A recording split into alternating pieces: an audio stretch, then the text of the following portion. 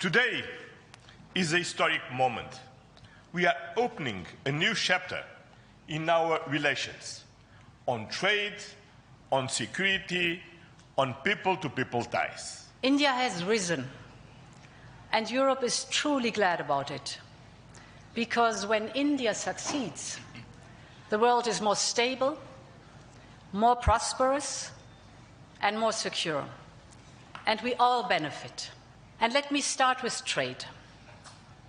Prime Minister, distinguished friend, we did it. We delivered the mother of all deals. We are creating a market of 2 billion people. And this is the tale of two giants, the world's second and fourth largest economies. Two giants who choose partnership in a true win-win fashion. मैं एक बड़े development की चर्चा करना चाहूंगा। कल ही भारत और European union के बीच एक बहुत बड़ा एग्रीमेंट हुआ है। दुनिया में लोग इसकी चर्चा मदर ऑफ ऑल डील्स के रूप में कर रहे हैं। ये समझौता भारत के 140 करोड़ लोगों और यूरोपीय देशों के करोड़ों लोगों के लिए बहुत बड़े अवसर लेकर आया है।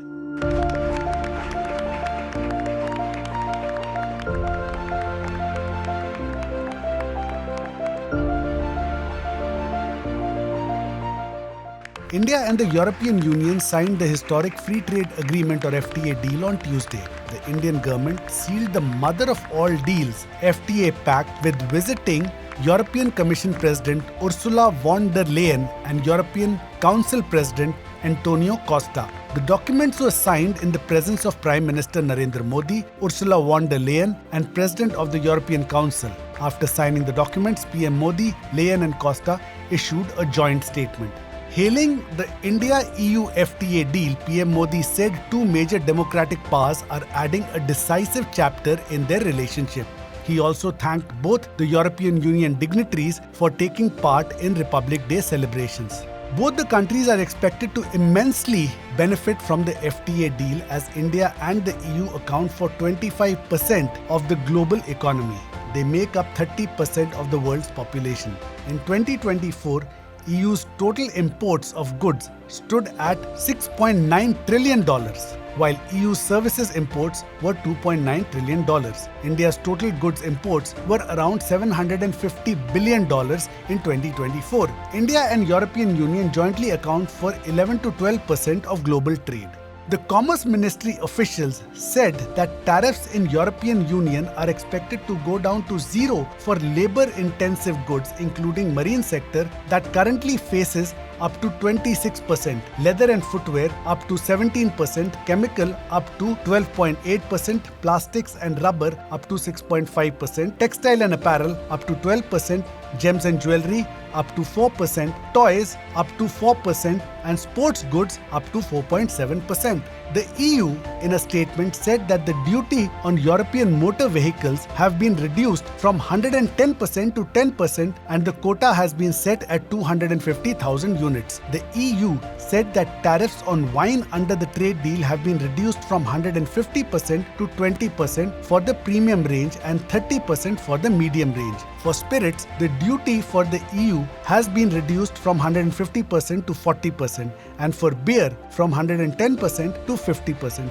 The government's official statement read, and I quote, "Under the deal, the EU has agreed upon tariff liberalization in approximately 99.5% of the value of goods traded, covering 96.8% of their tariff lines. In the case of India, the tariff liberalization will be 97%, covering 92.1% of our tariff lines," unquote. The Commerce Ministry officials also said that India has given market access to EU's automobiles on a quota basis to take care of sensitivities on both sides. The quota has been allocated only for the imported EU luxury cars that would retail above 25 lakhs to protect the mid-level segment, where Indian automobile manufacturers are key players. The statement read, and I quote again, "Both sides have negotiated automobiles on a quota basis. Automobiles have been an aggressive demand segment from the EU. But we want our industry to grow too. So the market has been segmented into 3 parts and the quotas are increasingly going down to protect the lower segment. If the market grows beyond the quota, we would want the EU manufacturers to set up units in India, unquote.